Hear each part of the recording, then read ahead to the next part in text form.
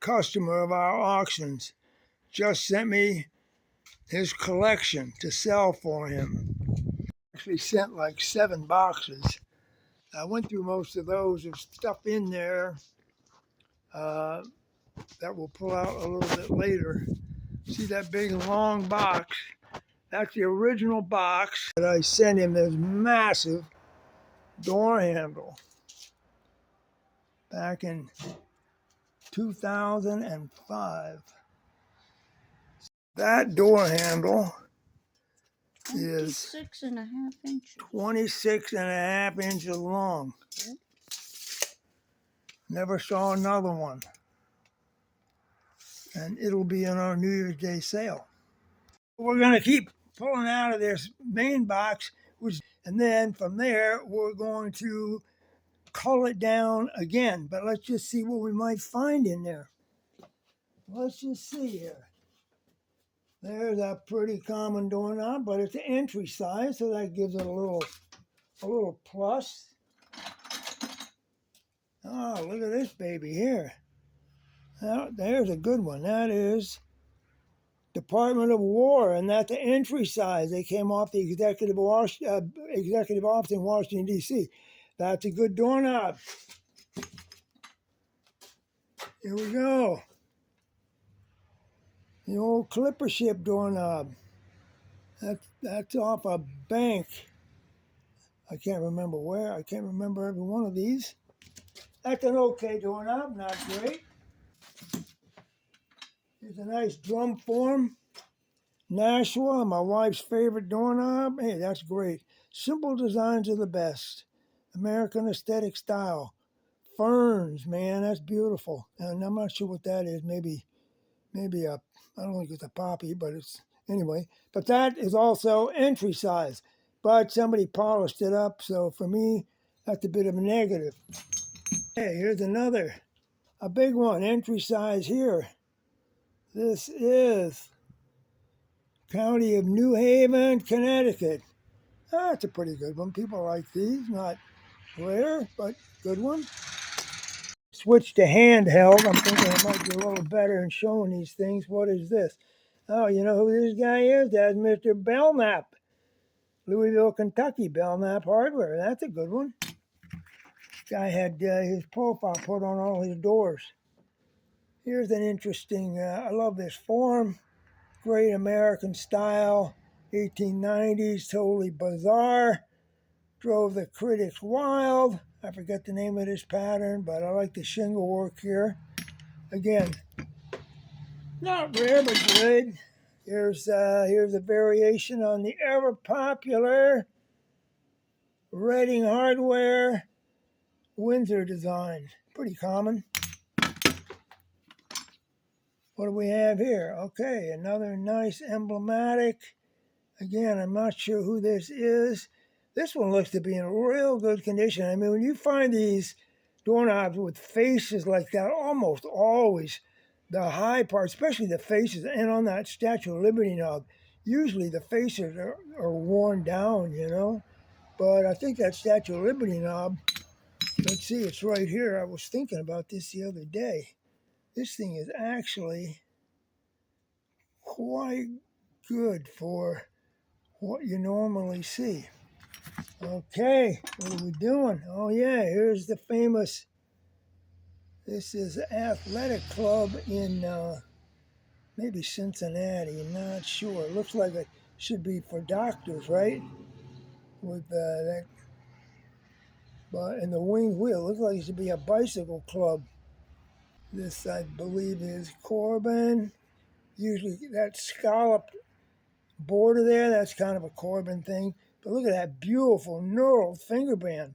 Holy cow, that thing is basically, that thing is NOS, boys. Oh, here we go, look at this. Check this out.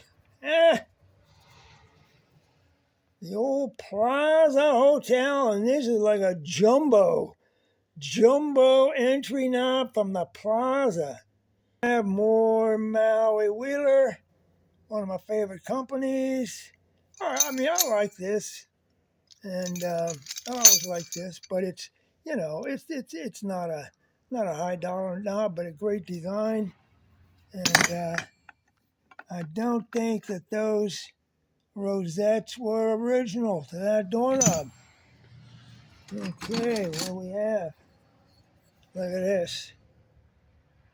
With a crown on it. Now, what did we see the other day that had a crown on it? Wow, look at that. It's like right here. Check it out. This was that door plate we were looking at. Had a crown on it. What do you think? Think that fits? I think it does. I think this was made by that Canadian company, Windsor, Ontario. I always forget their name. But together now, that's a pretty good thing. Here is a school knob. What is this? City of Chicago. This is in brass. They made these in cast iron. Nothing special. Oh, here's another nice. I love these Board of Education knobs. This one is from St. Paul, Minnesota. Now, St. Paul, Reading, Pennsylvania, New Orleans, Red Wing, Minnesota. They all use that same design in the center. I just think that's great. That little kid and the professor and the world. Cool. Okay, oh, here's something nice. Check this out. Okay, this is BPOE, Benevolent Protective Order of Elks, with the clock, 11 o'clock, when they all took 5 minutes to hoist the glass to all the people that weren't there. Why not, right?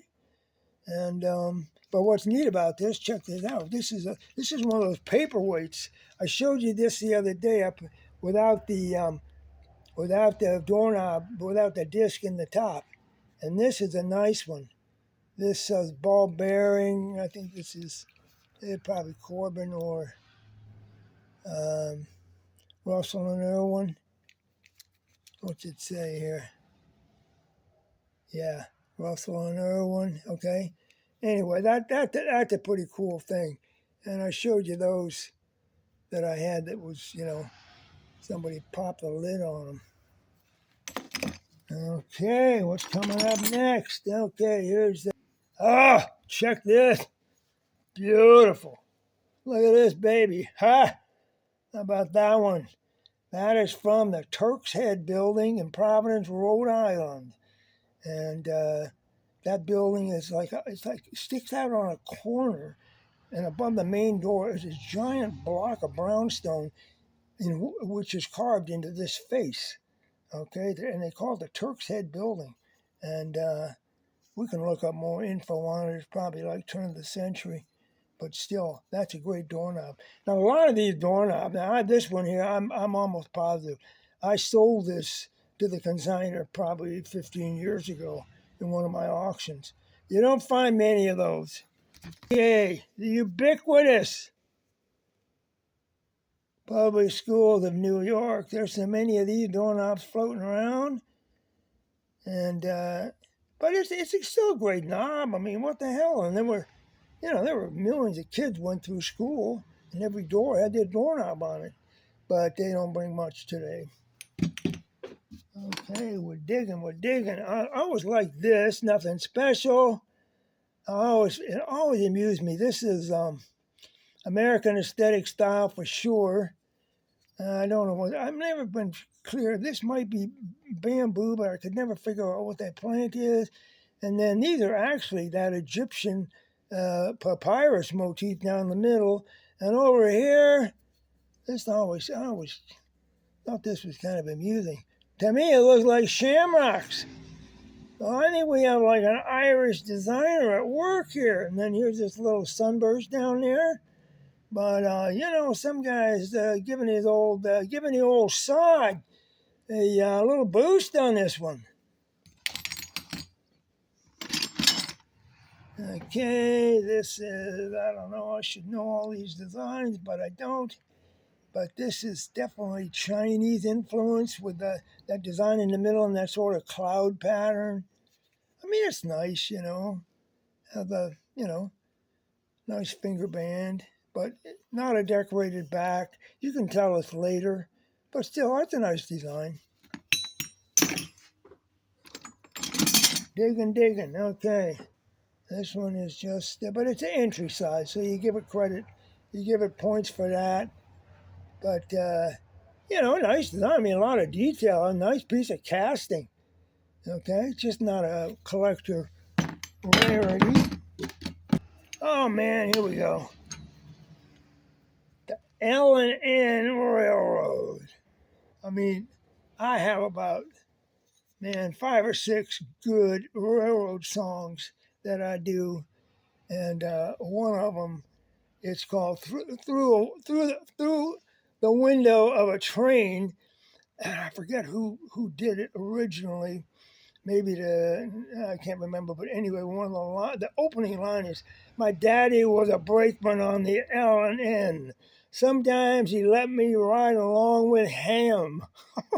Anyway, it's a great song, but there it is, the old L&N Railroad. And I'm not. That's probably enough for the first episode of auction sausage making. So check out sausage making version 2, and we'll continue the project.